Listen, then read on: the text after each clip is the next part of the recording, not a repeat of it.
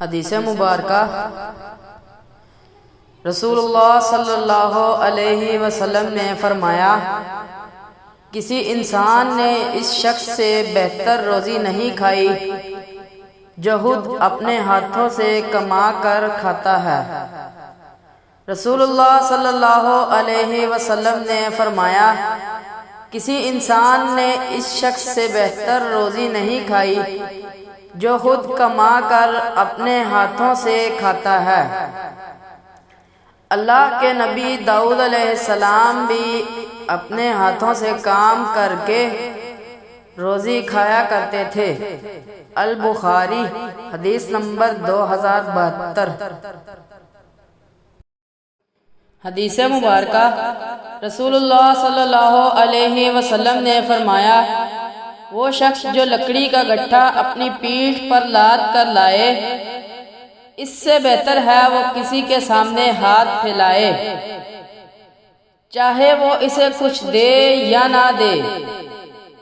البخاری حدیث نمبر 2074۔ حدیث مبارکہ نبی کریم صلی اللہ علیہ وسلم نے فرمایا، ایک تاجر لوگوں کو قرض دیا کرتا تھا، جب کسی تنگ دست کو دیکھتا تو اپنے نوکروں سے کہہ دیتا کہ اس سے درگزر کر جاؤ۔ نبی کریم صلی اللہ علیہ وسلم نے فرمایا، ایک تاجر لوگوں کو قرض دیا کرتا تھا، جب کسی تنگ دست کو دیکھتا تو اپنے نوکروں سے کہہ دیتا کہ اس سے درگزر کر جاؤ، شاید کہ اللہ تعالیٰ بھی ہم سے آخرت میں درگزر کر جائے۔ چنانچہ اللہ تعالیٰ نے اس کے مرنے کے بعد اس کو بخش دیا۔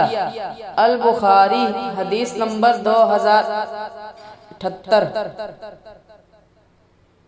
حدیث نبوی رسول کریم صلی اللہ علیہ وسلم نے فرمایا، نیک ساتھی اور برے ساتھی کی مثال مشک بیچنے والے عطار اور لوہار کی سی ہے۔ مشک بیچنے والے کے پاس سے تم دو اچھائیوں میں سے ایک نہ ایک ضرور پا لوگے، یا تو مشک ہی خرید لوگے ورنہ کم از کم اس کی خوشبو تو ضرور ہی پا سکو گے، لیکن لوہار کی بٹی یا تمہارے بدن اور کپڑے کو جھلسا دے گی، ورنہ بدبو تو اس سے بھی تم ضرور پا لوگے۔ البخاری حدیث نمبر 2101۔